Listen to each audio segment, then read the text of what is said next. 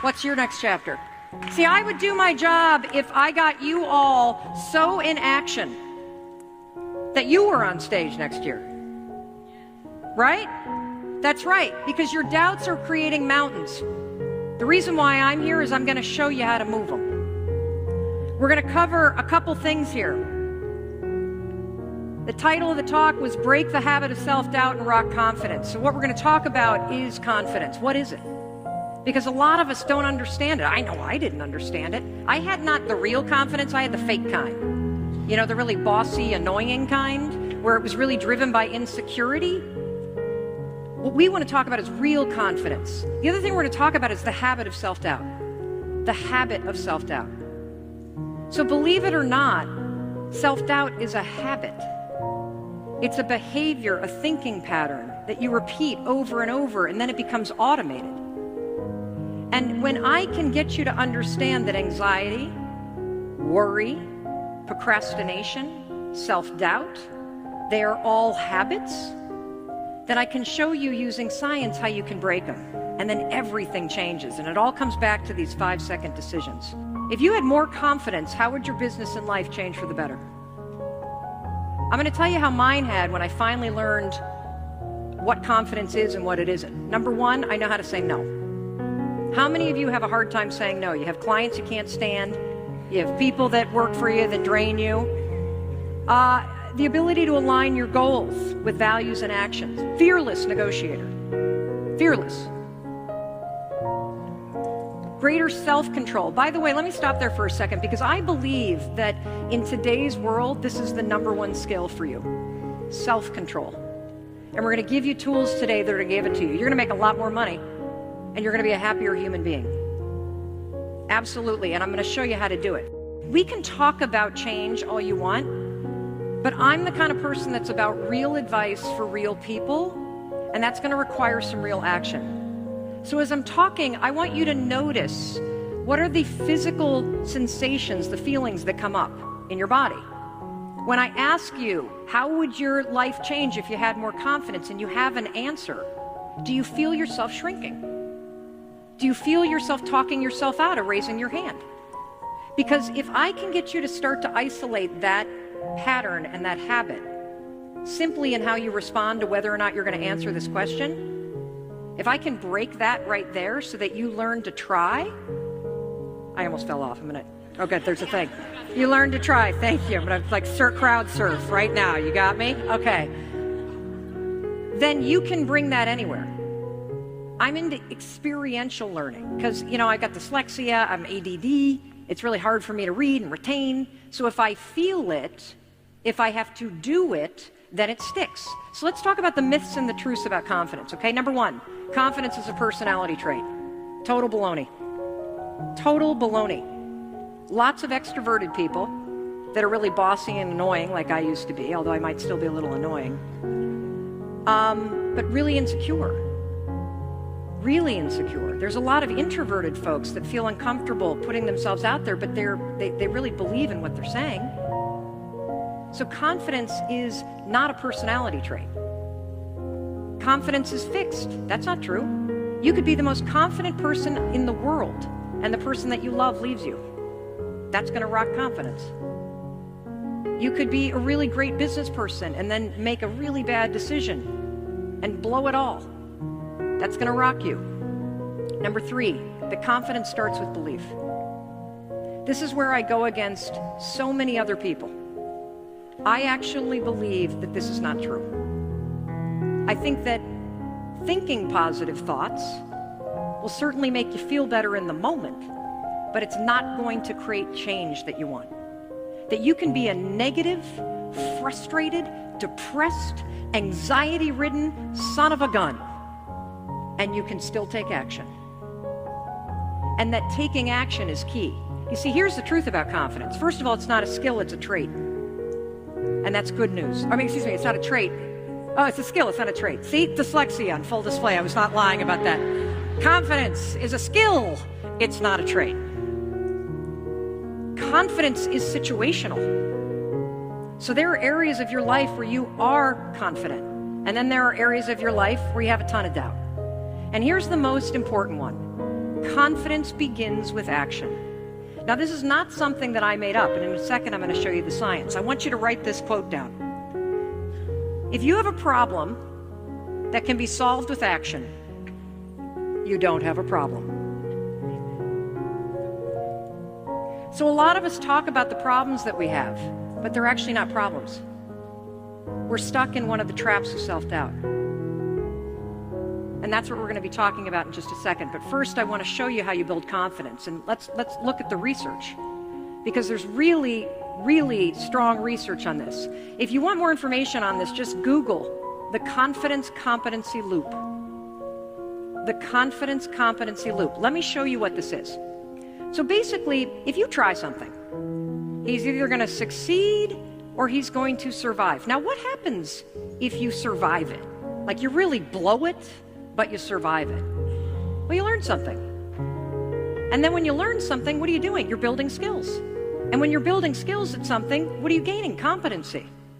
All competency means is that by learning something over and over and over again, you have to do less thinking about it, so you don't have time to get anxious. Just like me in the bed. I had time to lay there, so I was thinking about all my problems. The more you do something, the more that you try, the more you build skill and competency, and that is where confidence comes. So I want you to walk out of here not only with the 5, 4, 3, 2, 1. Catch yourself when you feel yourself shrinking. Catch yourself when you feel yourself editing yourself or silencing yourself. I also want you to walk out of here with a brand new definition of confidence, which I'm going to give to you in a second. Because check this out. All of us are going to feel failure. Let me show you what happens when you are afraid of failing, when you're fearing it. First of all, you're going to start thinking, aren't you? Ooh, I don't know if I want to give a speech. I might be really bad at it. And then I don't know what I want to talk about. And I'm not really sure. Am I ready? Am I not ready? Should I wear the tennis shoes? Should I wear the heels? Should I not do this? Should I do this? And then, of course, as you think, you're going to start to doubt yourself. And this becomes this loop. This is what researchers call a habit loop. We're going to get more into this. This is a chunk of behavior that gets encoded in this part of your brain. You see, you're not a doubter. You have a habit of doing it. The same is true, by the way, when you feel nervous.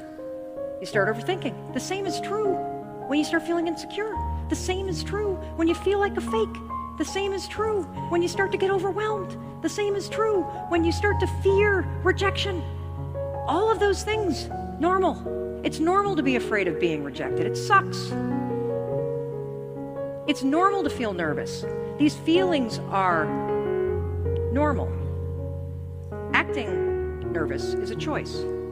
There's only one way to break a habit loop. You have to insert a different behavior. Pretty neat, huh? Why do you deserve it? What meaning and value will it bring to your life? What's so different about you that you deserve your goal or this goal? And when you write down those 5 reasons, when you have some down moments, and you're going to have them, when that conversation starts talking to you, and it's going to talk to you, what you will do is you can pull that out and read it, and it will build you up. It will be your rod and your staff to comfort you through some challenging moments, because you're going to have some. Life will knock you between the eyes. It will catch you on the blind side, come out of nowhere, stuff you can't anticipate that will knock the wind out of you. You want to give up. That's why it's important for you to work on yourself, listening to tapes, building yourself up, talking to yourself with power, feeling, and conviction, building yourself up day in and day out, because it's coming. Life will send you some curves you cannot anticipate. The next thing is that whatever you do, you want to develop technical mastery. You want to be the best at what you do. You want to master it. See, part of self-motivation is you've got to find something that gives you a strong sense of competence. Well, you become known for that. You develop a reputation of being good at doing that. You set some high personal standards for yourself. You're not competing with anybody else. You're just unfolding yourself to be the best person that you could be. That you want to give the best quality service that you can give, because that is a statement about who you are. The other thing that's the key to self-motivation is recognize the fact that you're going to get into some slumps. Recognize the fact that you're going to encounter a great deal of failure in life. It goes with the territory. But in the face of that, you want to be relentless. When you want something, you don't expect everybody to say, oh, come on in. Oh, you want this? Oh, great. We want to give this to you. You're such a nice person. You're doing it for your family, aren't you? Great. No, life isn't like that. No, many doors will be closed in your face. Many loans that you will want. And they'll say, no, you don't have enough collateral. You don't have enough credit. And most people will give up. But you've got to decide that I'm going to be fearless. I refuse to be denied. And I'm going to go all out. I'm going to be relentless. I don't care how many no's I encounter. I like something Isaiah Thomas said when he's getting ready for a basketball game. He said, I'm going to either shoot us in or shoot us out. But I'm not going to not do anything. And that's the way to go. You can't make a basket unless you shoot the ball. You can't hit a home run unless you take a swing at it. Most people won't even take a swing.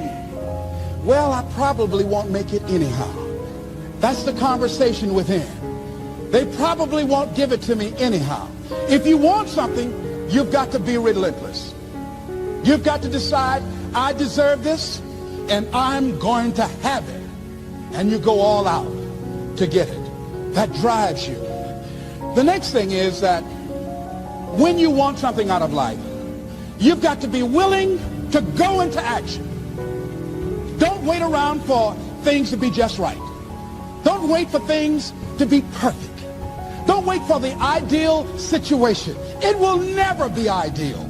There will always be a reason. Well, as soon as the children grow up, or as soon as I pay my bills, or as soon as I get my divorce, as soon as I get enough money together, do what you can, where you are with what you have, and never be satisfied. A lot of people never take a chance in life. They don't want to take any chances. They want the situation to be ideal. See, that's not walking by faith. That's walking by sight.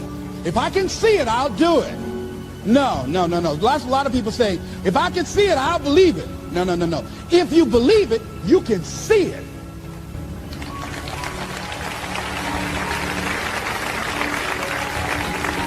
And don't be disturbed because no one else can see it. That's not unusual. That is ordinary. But because you want some different kind of results in your life, you've got to be willing to be unreasonable. If you want unreasonable results in your life, you've got to be willing to be unreasonable. Part of being unreasonable, you don't judge according to appearances. Part of being unreasonable, you can see it because you believe it. That's part of being unreasonable. Part of being unreasonable, you're like Paul who said, you must have the faith to call forth those things that be not as though they were. That's part of being unreasonable. Most people won't do that. Most people say, call me when you get it together. Then I'll support you.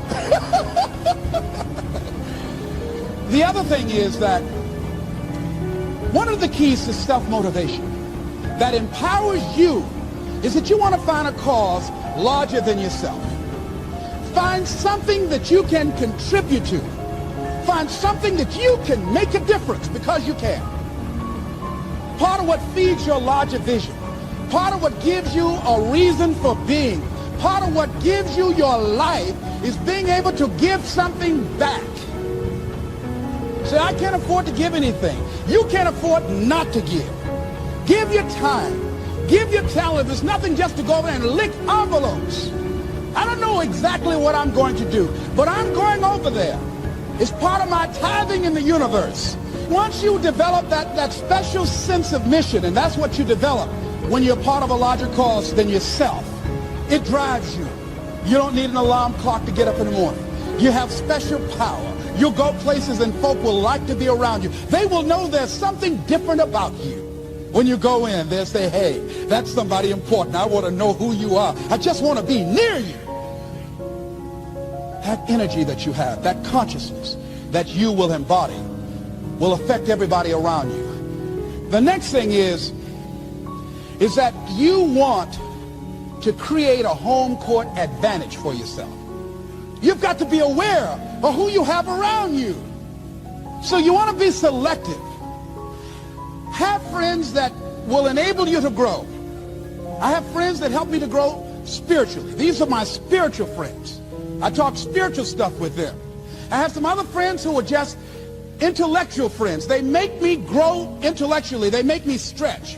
I have some professional friends. I'm a member of the National Speakers Association. I get together with other speakers and we learn from each other and we grow from each other. I have other friends who are just social friends. All we do is just socialize together. We'll look at a basketball game together or go out dancing, but that's all we can do. We don't talk anything serious, nothing spiritual, nothing intellectual. That's not that kind of relationship. Nothing heavy up in here. Have other friends, we walk together. That's all we can do, walk together. Talk about we're going to lose weight one day by and by for good, all right? That's all we do. Nothing else. So, according to the relationships that you develop, we grow from people and projects. And the relationships that you develop can enhance and can enrich your life, or they can drain you. I know many talented people who had a great deal of potential, but because they didn't surround themselves with other people that will inspire them to transcend themselves, they never realize their greatness, and they will end up going to their grave with all their good stuff still in them. So you want to look at your relationships, the people that you're involved with, the people that you communicate with most often, and you want to ask yourself the question, what am I becoming because of this relationship? Does it inspire me? Am I motivated? Am I encouraged? Am I driven to develop myself? Am I seeking my own greatness? What kind of person am I becoming because of this relationship? Am I becoming more cynical and negative about life? Ask yourself that. The next thing is, you've got to say yes to your life. You've got to say yes. Yes to my dreams. Yes to me. Yes, I can make it. Yes, I can. Doesn't matter how many failures I've made. Doesn't matter how many mistakes I've endured. Doesn't matter about my defeats. Doesn't matter about what I've done. Yes, yes. I don't care about the fact I'm in a hole now. Doesn't matter about where I am. Yes.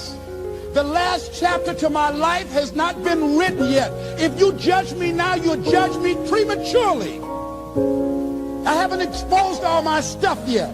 I'm still in the process of transforming my life. I'm still in the process of becoming.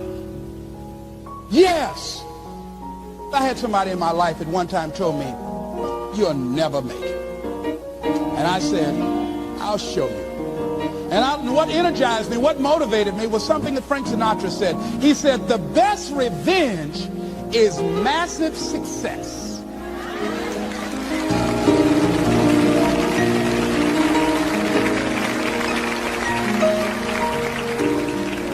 I'll show you. You just watch my smoke, as old folks used to say. So say yes. Stand up for your dreams. Stand up for what you want in your life. Decide that your life is so meaningful to you, that you love you and you love life so much that you're going to stand up for something you want. I used to have a saying when I was on the radio, stand up for what you believe in, because you can fall for anything. So what I say to you this evening, that you are powerful. You have miracle-working power in your life right now. But you've got to work on yourself. You've got to develop yourself. You've got to talk to yourself day in and day out, selling yourself on you and on your potentials. And you've got to know that you are worth all of your effort. And that the key to your motivation, as you get a larger vision of yourself, is to know that you have something to give. Is to know that you have a reason for being in the universe at this point in time. I want you to stand up for your life right now. Anybody want to stand up for your life? Stand up for your dream? Stand up for your dream.